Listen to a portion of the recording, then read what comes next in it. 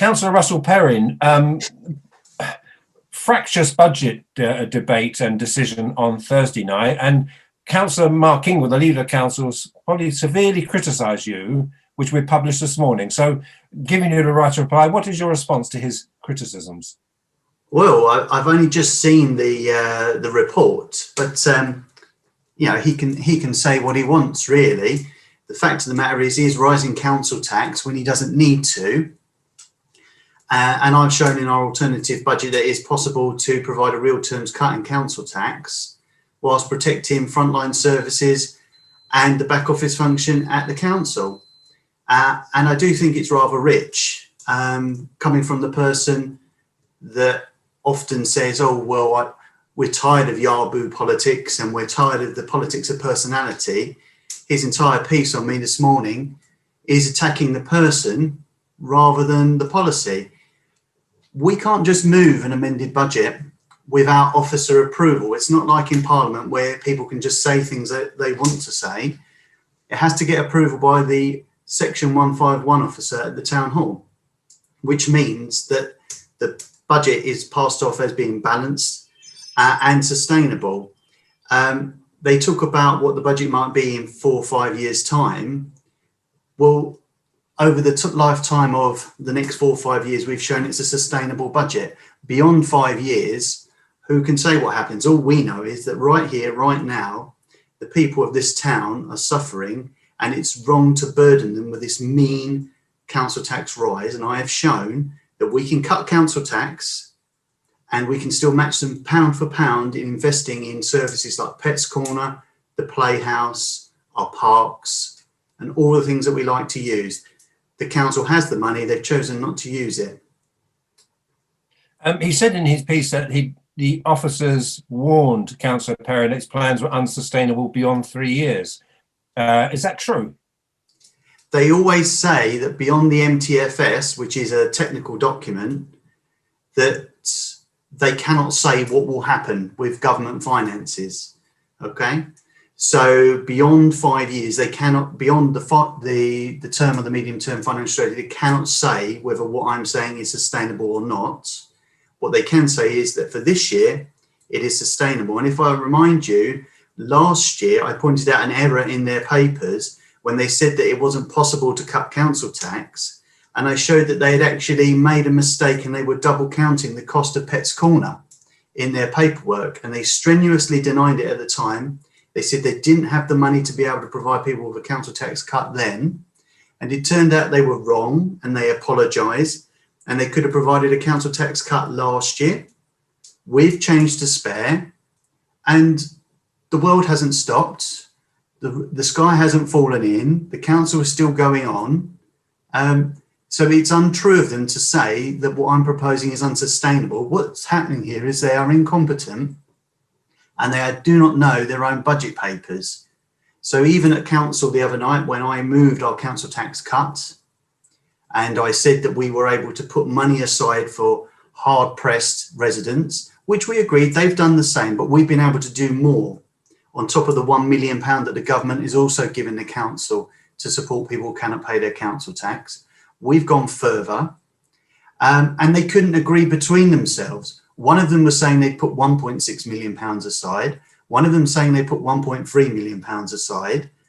And then when I questioned them on a technical question, because they were showing they were using money in one paper, but not using it in another, they couldn't answer the question coherently.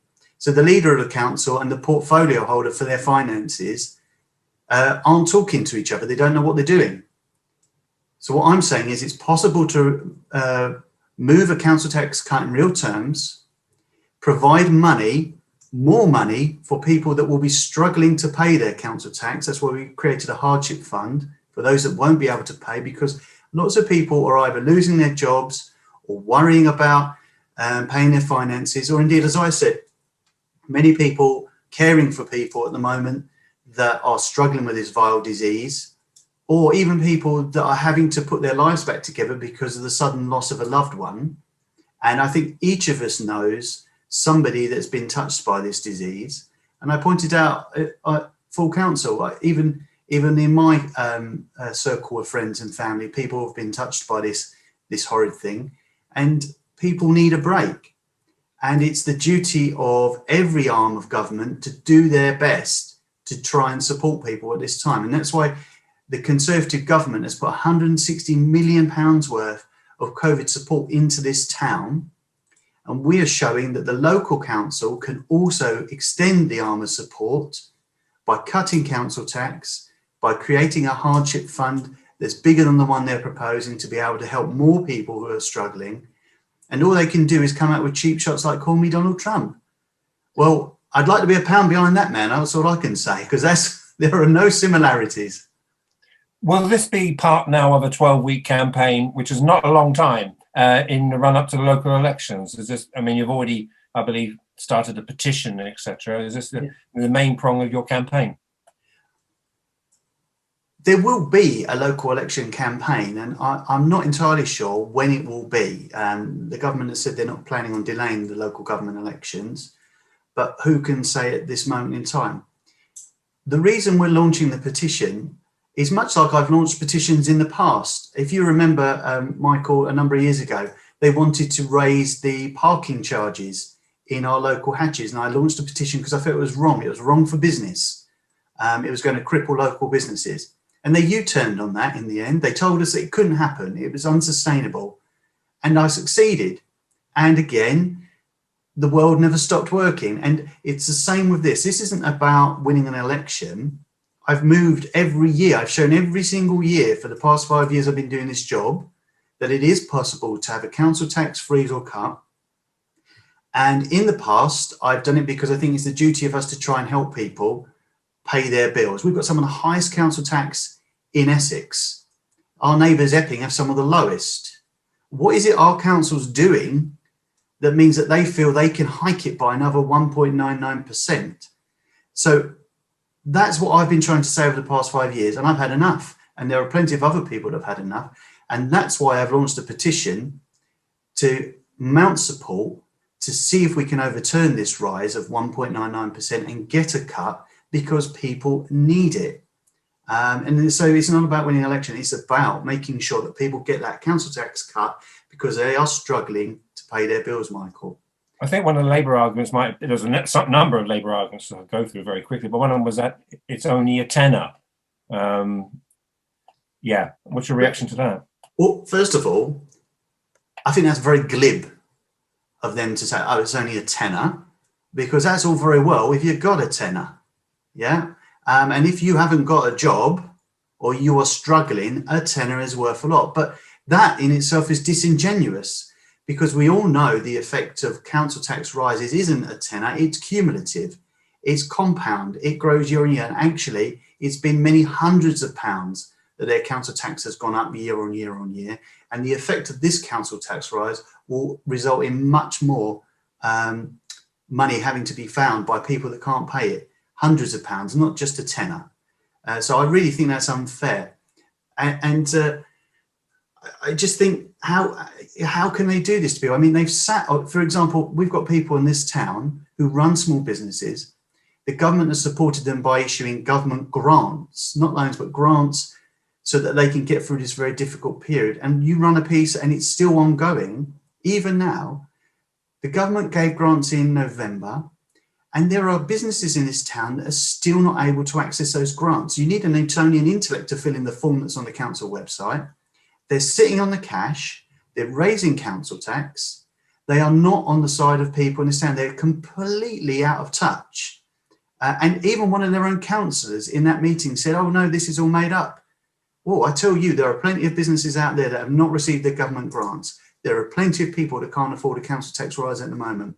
So I think they're well out of step with the people. And I think this rise is mean. It's uncalled for. They're sitting on hundreds of millions of pounds worth of reserves. I've shown that they could easily do this. And we've even shown that we can invest money in education. So I've said, because many children in this town have had a disrupted education, it's a duty of every arm of government to try and support. And like I did 2 years ago, where I introduced the STEM Learning Reserve and we got cross-party support for that, I was able to show that there is money here for us to invest in STEM education that could be delivered so that we can support all of the children across our town coming out of this lockdown.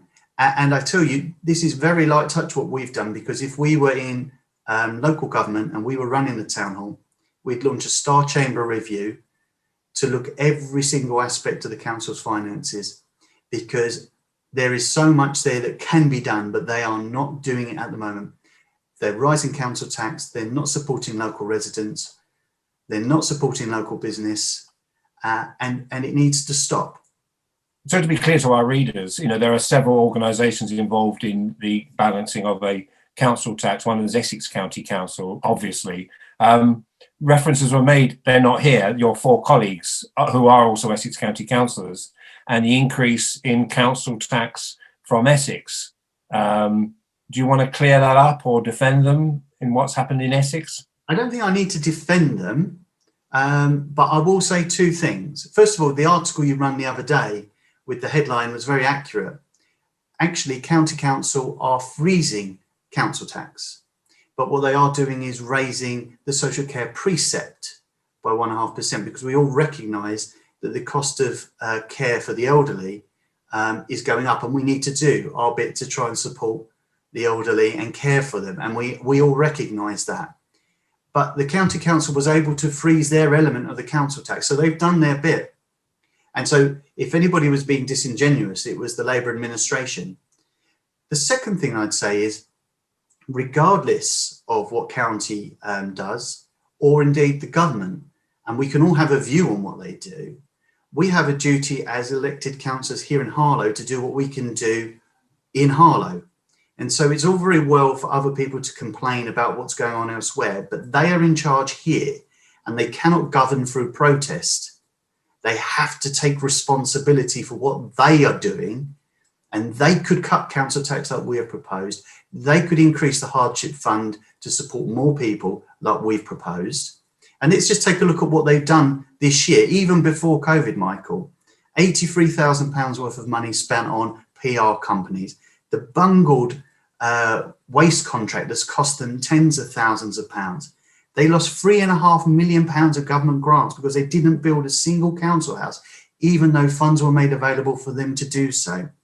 Hundreds of millions of pounds spent on purchasing privately owned homes because they haven't built one themselves and they had the funds to do it.